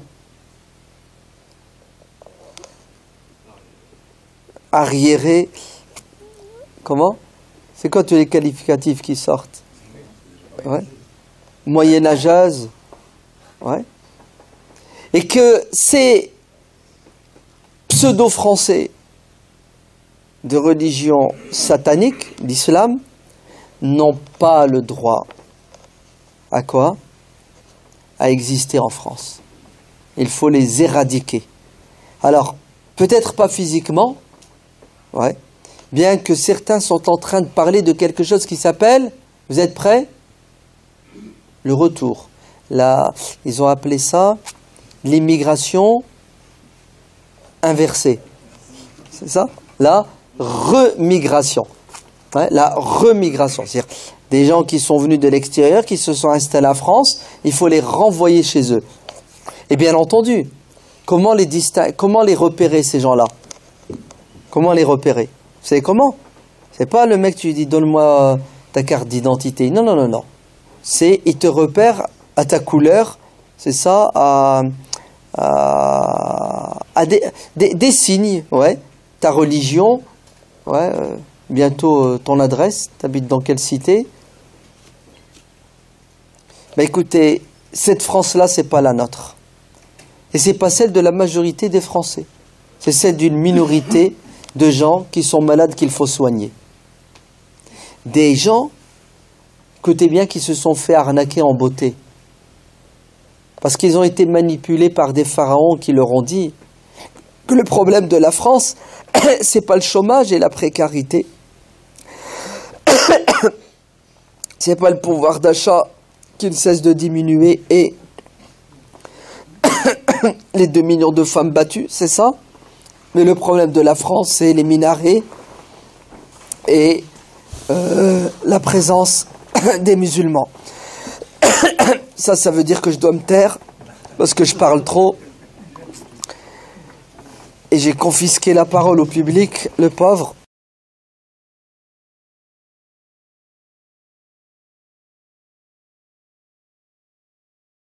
De bienfaisance.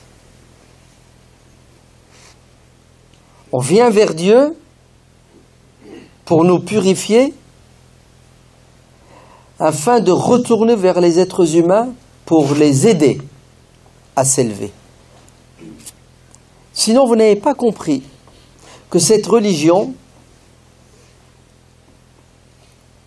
est basée sur une philosophie on ne peut plus humaniste.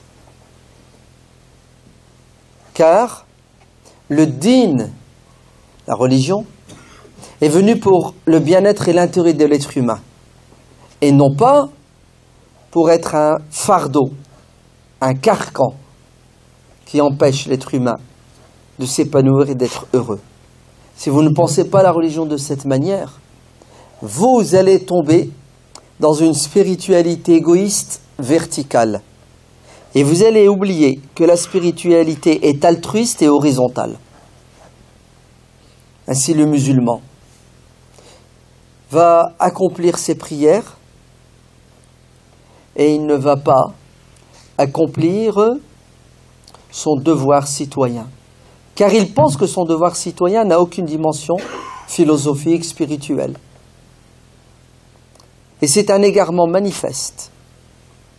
Car Dieu dans le Coran dit « Inna salata tanha anil fahsha'i wal munkar » La prière a entre autres comme objectif de nous dissuader, nous qui l'accomplissons, de commettre une fois à l'extérieur de la mosquée ou même à l'intérieur de la mosquée.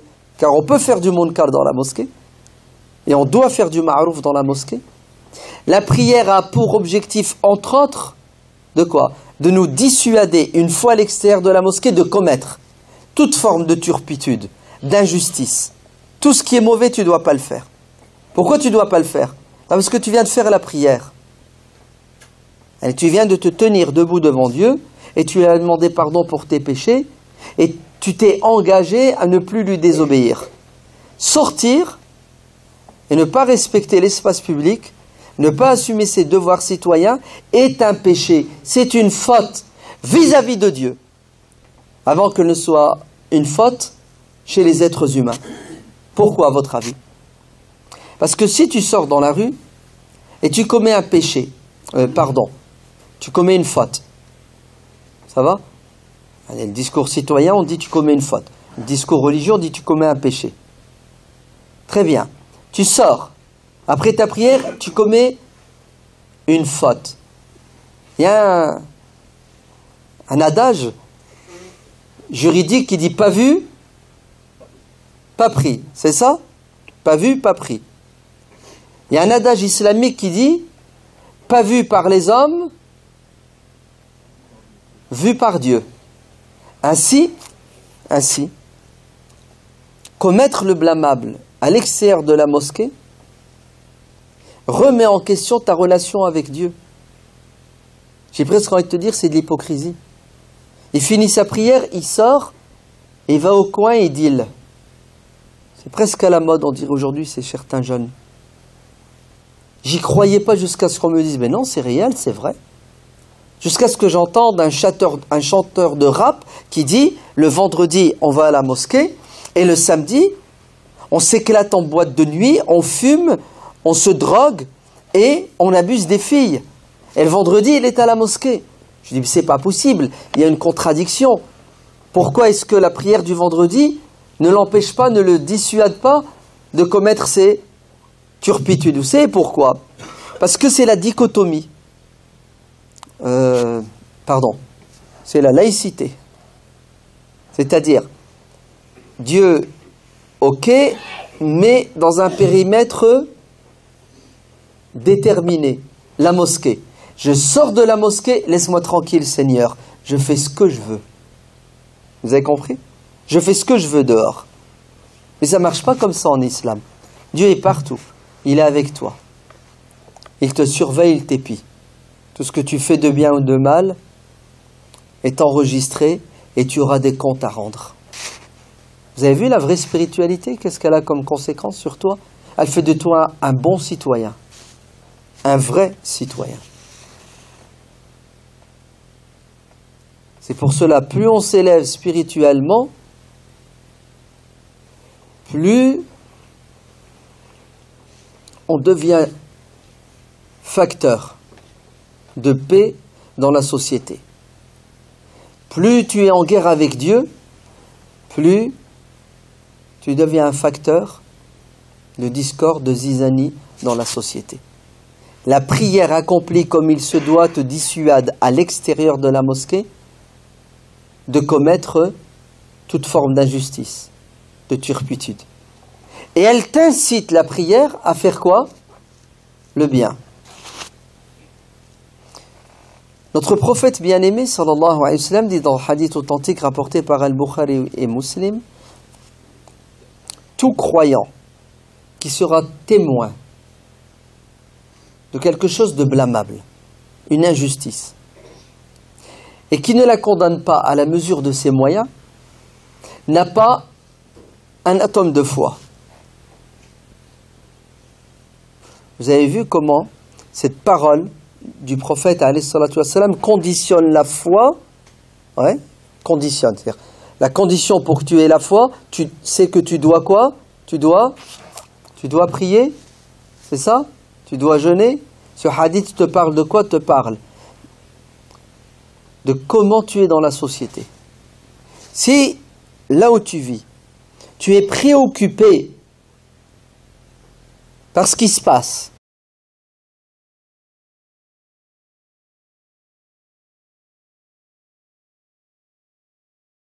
Bismillahirrahmanirrahim. Alhamdulillah. As-salatu was-salamu ala rasulillah wa ala alihi wa sahbihi wa man wala. Assalamu alaikum wa rahmatullah. Dieu dit dans le Saint-Coran, فَلَقْتَحَمَ الْعَقَبَةَ وَمَا أَدْرَكَ مَا الْعَقَبَةَ فَكُّ رَقَبَةٍ أَوْ إِطْعَامٌ فِي يَوْمٍ ذِي مَسْغَبَةٍ. Dans notre verset, Dieu dit وَلَقَدْ خَلَقْنَا الْإِنسَانَ فِي كَبَدٍ.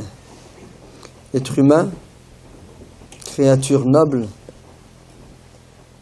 est voué sur terre à s'engager et à faire des sacrifices. Il lui est demandé par celui qui l'a créé de faire des efforts pour construire et non pas pour détruire. L'objectif de la vie d'ici-bas est de vivre heureux dans un premier temps pour connaître dans un second temps l'éternité dans le bonheur. Ainsi, la vie d'ici-bas n'est pas une malédiction. La vie d'ici-bas n'est pas une malédiction, ni une punition. Hassan al-Basri, rahimahullah, dit à tort que Adam, alayhi salatu wassalam, ne s'est retrouvé sur terre que parce qu'il a péché. Un air de dire, Adam a désobéi, Dieu l'a puni, la vie sur terre est une punition. Ce n'est pas une approche islamique de la vie d'ici-bas. Adam, alayhi salatu wassalam, a désobéi à Dieu, il a péché, Dieu lui a pardonné, il ne l'a pas puni. Et d'ailleurs, Dieu l'a créé pour vivre sur terre. Le passage au paradis, c'était juste un laps de temps prédéfini avant même qu'Adam ne soit créé. Puisque lorsque Dieu l'a créé, les anges ont dit à Allah, pourquoi tu as créé cette créature pour vivre sur terre alors qu'on sait ce qui va arriver sur terre? Ataj'alu fiha man yufsidu fiha. Donc vous voyez très bien que Adam a été créé pour vivre sur terre à l'origine. L'existence n'est pas la conséquence d'une désobéissance et d'un péché, donc une punition. Au contraire, la vie d'ici-bas est une bénédiction, une miséricorde, c'est un cadeau offert par Dieu. Et ce n'est pas un cadeau empoisonné. C'est le plus beau des cadeaux, puisque on a eu un début et on connaîtra à partir de ce début l'éternité. Khalidina fiha. Donc c'est pas un cadeau empoisonné. C'est pas on va vivre un laps de temps, on va galérer, après il n'y aura rien du tout. Non, pas du tout. Le pari de Pascal chez nous n'existe pas. On est sûr et certain qu'après la mort, il y a quoi? Il y a l'au-delà. Et l'au-delà, il faut le mériter. Et pour le mériter, qu'est-ce qu'il faut? Il faut sur terre essayer d'être heureux, de rendre heureux les autres. Et ça a un prix, vous entendez? Le prix c'est quoi? C'est de relever les défis. Oui, la vie d'ici-bas est faite de défis, d'obstacles qu'il faut surmonter, des aqaba, comme Dieu dit dans le Coran, des montées. C'est plus facile de descendre que de monter. Ainsi, Dieu nous demande de faire des efforts pour atteindre la cime de la montagne. Là-haut, il y a quelque chose de magnifique. Mais avant d'arriver là-haut, qu'est-ce qu'il faut? Il faut faire des kilomètres. Ça dure 30 ans, 50, 100, ça dépend. C'est pas nous qui décidons. Et les années sont faites de quoi? Sont faites d'obstacles, d'embûches. Surmontables et non pas insurmontables. Car Dieu ne nous impose pas l'impossible. Tout ce que Dieu nous demande de faire est accessible. Il suffit de vouloir et de se donner les moyens. Par la grâce de Dieu, on atteindra notre objectif qui est d'être heureux et de rendre heureux le maximum de créatures sur terre. Si vous voyez la vie de cette manière, automatiquement vous allez garder le sourire. Vous ne serez plus pessimiste et défaitiste.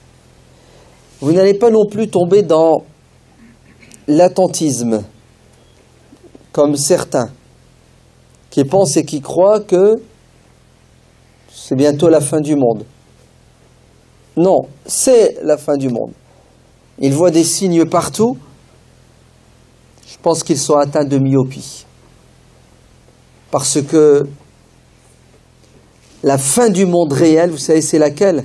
C'est le jour où tu ne crois plus en la vie et tu n'as plus espoir en l'avenir.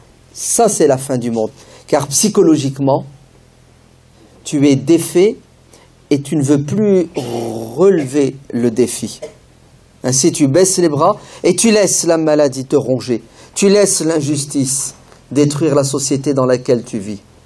Mais celui qui sait qu'il a toute la vie pour faire le bien, et il a après la vie pour continuer à faire le bien en laissant sur terre une descendance qui va finir le travail qu'il a commencé, en laissant sur terre des actions pérennes, celui-là ne cesse d'agir pour construire. C'est pour cela, écoutez bien, la mort, c'est la mort psychologique, intellectuelle et spirituelle. Ce n'est pas la mort physique. Combien de personnes sont vivantes physiquement, mais Elles n'ont aucune utilité comme le mort n'est plus utile. Parce que elles sont égoïstes, elles ne pensent qu'à elles. Le propre de l'être humain, c'est qu'il est altruiste. Le propre de l'être humain, c'est qu'il est capable de penser à l'autre et de lui faire du bien. Et si vous n'agissez pas de cette manière, vous vous déshumanisez, vous perdez une partie de votre humanité. D'ailleurs, ne nous est-il pas demandé à nous, croyants, d'être à l'image de Dieu? Dieu n'est-il pas miséricordieux? Dieu n'est-il pas généreux? Dieu n'est-il pas pardonneur? Dieu n'est-il pas? Ne devons-nous pas être à l'image de Dieu? Pourquoi? Pour que justement la vie sur terre soit un paradis. Nous sommes capables de transformer notre société en paradis où tout le monde jouira. Et nous sommes capables de transformer notre société en enfer où tout le monde souffrira. Le bonheur, il est d'abord à l'intérieur de nous-mêmes. Et celui qui est heureux déborde de bonheur et de générosité. Et celui qui est malheureux devient ingrat et avare. Ainsi, il ne faut pas avoir peur des défis. Les difficultés ne doivent pas nous empêcher d'aller de l'avant. D'ailleurs, l'échec n'existe pas, ou plutôt ne doit pas exister, car ne pas réussir n'est pas une fin en soi, c'est une expérience qui te permet d'avancer puisque tu ne vas pas recommencer l'erreur. Donc, la deuxième fois, tu avanceras. La troisième, la 10e, la 100e fois. Et alors, c'est quoi le problème? Puisque toi, tu es convaincu que, quels que soient les résultats, tant que ton intention est bonne, Dieu te récompense. Vrai ou faux? Non? Alors, pourquoi est-ce que tu as un blocage psychologique et tu pars du principe que ça ne sert à rien d'agir, de faire, puisque il y a peu de chances qu'il y ait du résultat? Non. Il faut être bien intentionné, il faut penser, réfléchir avant d'agir, se donner tous les moyens pour atteindre le maximum d'objectifs, mais dans n'importe quel cas de figure, tu dois toujours être dans l'action et le mouvement. Sinon, tu es condamné à la mort sur terre et la mort dans l'au-delà. Ainsi, les défis, les difficultés, les mauvaises expériences font partie de la vie, voire même sont nécessaires, car ils sont une épreuve. À nous de gérer l'épreuve comme il se doit. Ils ont dit du prophète sallallahu alayhi wa sallam qu'il aimait l'optimisme et qu'il condamnait et détestait le pessimisme. Le prophète alayhi salatu wa sallam n'a jamais perdu espoir, même dans les moments les plus difficiles. Il enseignait à ses compagnons que demain sera meilleur qu'aujourd'hui et qu'il ne faut pas s'enfermer dans le passé. Certes, il faut explorer le passé pour tirer des leçons de ce qui est arrivé aux autres. Prendre ce qu'il y a de meilleur, se baser sur ce qui est bon pour continuer et éviter de faire les erreurs que les autres ont fait. Mais il faut se projeter dans un avenir et notre projection doit être une projection lumineuse, pas ténébreuse. La fin du monde, c'est le jour où tu arrêteras de faire du bien. C'est ça ta fin du monde. Tant que tu agis, tu es vivant, et tu resteras vivant après ta mort parce que tu as laissé des traces. Rien de pire, si ce n'est que de réduire la spiritualité à des actes rituels, comme la prière que nous venons d'accomplir. Beaucoup de musulmans pensent et croient que parce qu'ils ont accompli les 5 prières, ils n'ont plus de devoirs. Ainsi, ils ne s'imaginent pas qu'ils ont des devoirs sociaux, des devoirs familiaux, des devoirs économiques, des devoirs politiques. Ils pensent que vis-à-vis de Dieu, seul le rituel est important, fondamental.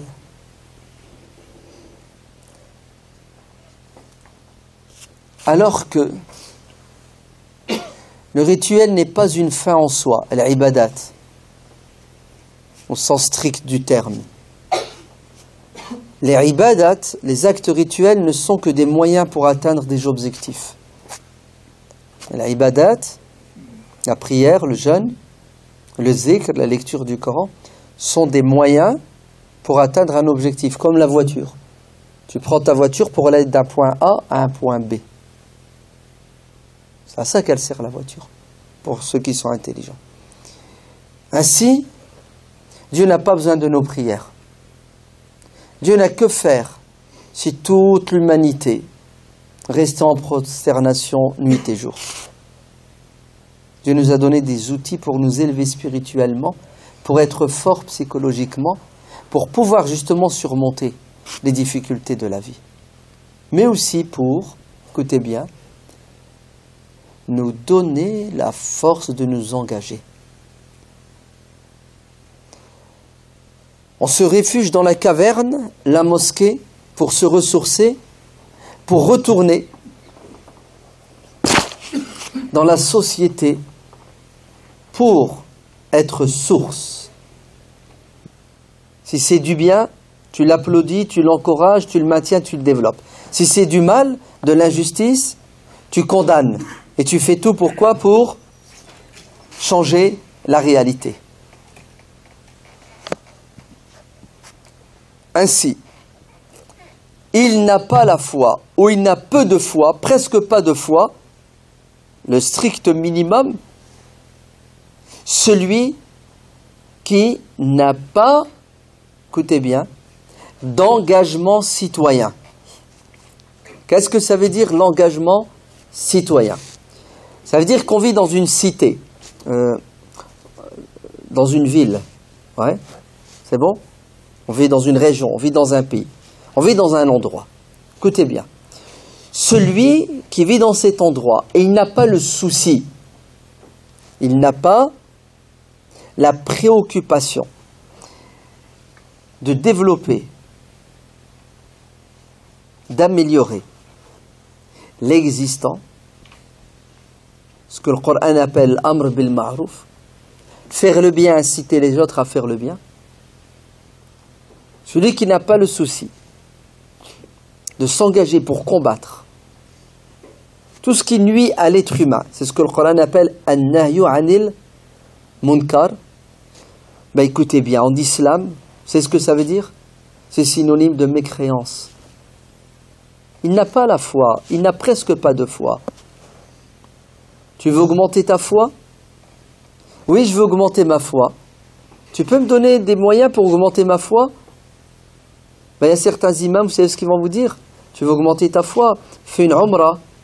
Ouais. Fais un qiyam al-layl. Ce qui n'est pas faux en soi. Mais il devrait nous dire avec autant de force, engage-toi dans un parti politique, dans un syndicat. Non. Ça passe même pas dans l'esprit de nos imams, pour ne pas dire nos pseudo-imams. Ça n'effleure même pas l'esprit d'un croyant. Alors que, il y a un hadith qui est extraordinaire. Vous êtes prêts? Le prophète sallallahu alayhi wa sallam dit: une journée que passe un responsable politique. C'est ce que c'est un responsable politique. C'est quelqu'un qui s'occupe de la cité, de la ville dans laquelle nous vivons, pour essayer d'améliorer notre quotidien. C'est ça un responsable politique. Allez, politique, ça vient du grec, polis. Ouais, la cité, la ville. Il faut s'organiser, non? Vous ne trouvez pas qu'il faut s'organiser? Il faut s'organiser. Ouais. On ne peut pas tous donner 12 heures de notre journée à nous occuper de notre ville. C'est impossible. On va mourir de faim. Donc, on délègue, en fonction du nombre d'habitants, des personnes qui vont être au service de la collectivité, de la majorité, de tout le monde. Écoutez bien, une journée que passera une de ces personnes que nous avons choisies pour servir l'intérêt général, vous êtes prêts? équivaut à 60 années de prière et de jeûne.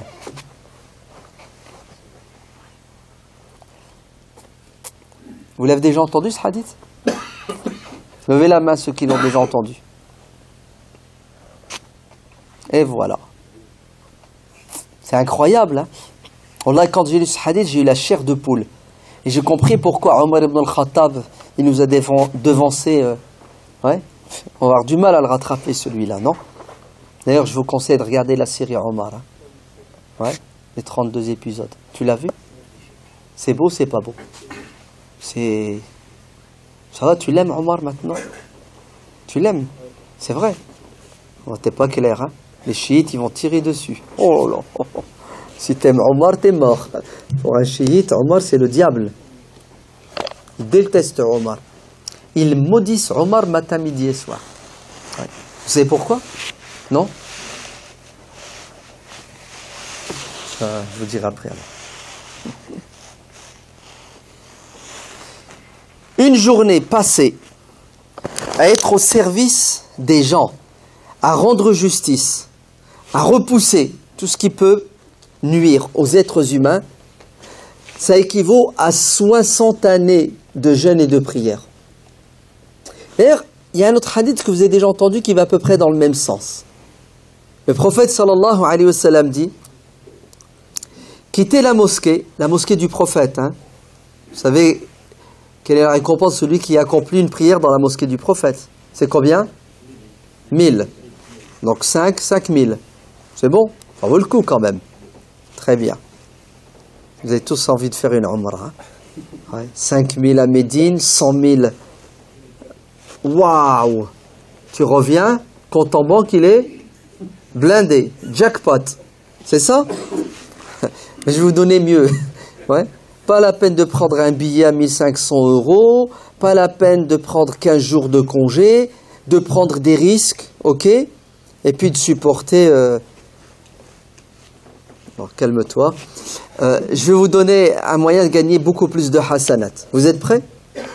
Le prophète sallallahu alayhi wa sallam dit: sortir de ma mosquée, dans laquelle tu t'es enfermé pour faire ce qu'on appelle une retraite spirituelle, un i'tikaf. C'est-à-dire 24 heures de quoi? D'adoration rituelle. Sortir de la mosquée pour aller rendre service à quelqu'un, aider quelqu'un, résoudre un problème, ben c'est meilleur que quoi? Que de rester dans la mosquée pendant combien de temps? Dites-moi. 30 jours. Waouh. Allez, 30 jours. 30 jours, c'est ce que c'est 30 jours?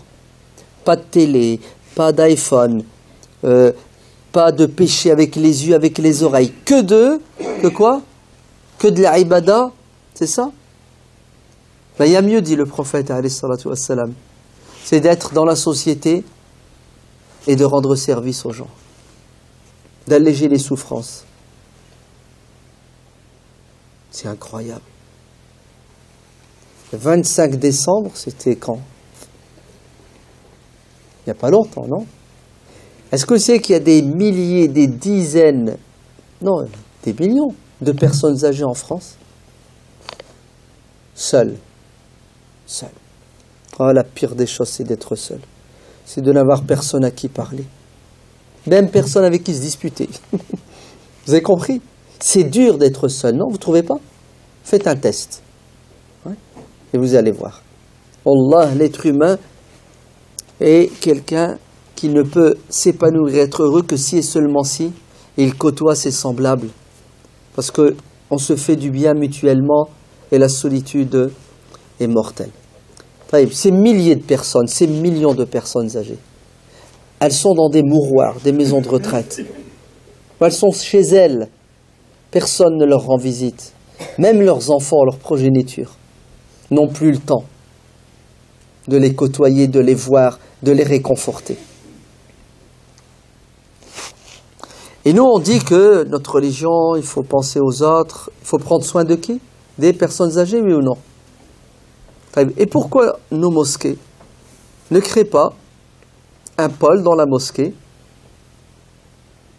spécialisé dans quoi? Dans les visites et l'accompagnement des personnes âgées. Il y a des associations spécialisées qui font ça. Ils prennent des enfants, ils vont passer 2 heures à la maison de retraite. Et les personnes âgées sont heureuses et contentes. Est-ce que vous savez que le prophète sallallahu alayhi wa sallam a dit, le sourire, c'est une aumône. Oui. Faire plaisir à quelqu'un,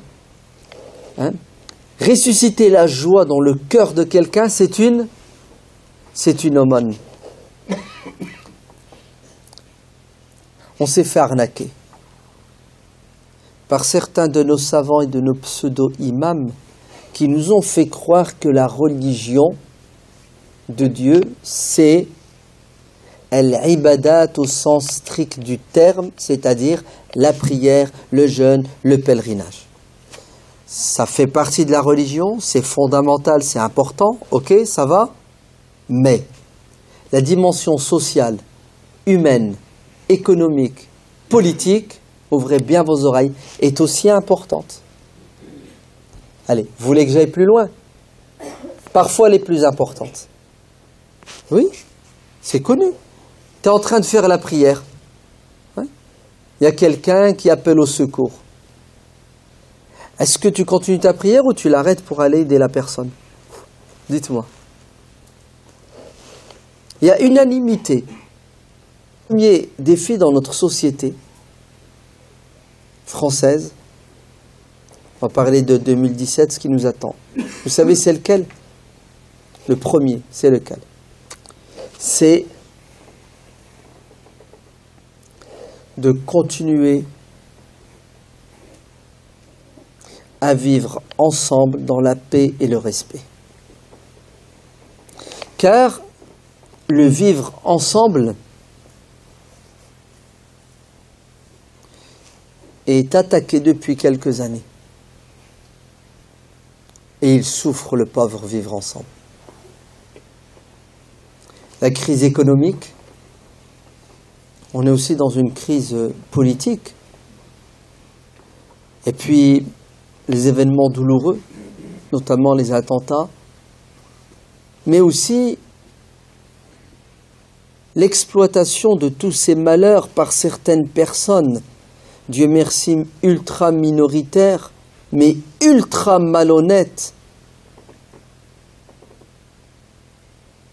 fait que la communauté musulmane commence à douter qu'il est possible de vivre dans la paix et le respect dans notre pays, tellement la pression psychologique, médiatique, politique est forte. Ainsi, certains vont jusqu'à dire, écoutez bien, il n'y a plus d'espoir, il n'y a plus d'avenir. Tiens, je vais investir. Où ça? Je vais investir dans le pays de mes parents. Je vais acheter un appartement. Au cas où il y a le feu, le navire commence à couler. J'assure mes arrières et celui de mes enfants. Et ça, c'est le début de la fin. Quand on vit dans une société et on ne croit plus au vivre ensemble dans cette société. On y reste pour des raisons uniquement matérielles. On se côtoie et on se méfie les uns des autres. Quand le doute s'installe, écoutez bien, c'est le début de l'escalade. Après, c'est la peur. Après le doute, c'est la peur. Après la peur, vous savez ce que c'est? C'est la psychose. Je commence à psychoter. Et à voir le mal partout, le danger partout. Et tu souffres psychologiquement. Tu n'es pas bien dans ta peau. Le regard de quelqu'un n'est plus chez toi anodin. Son regard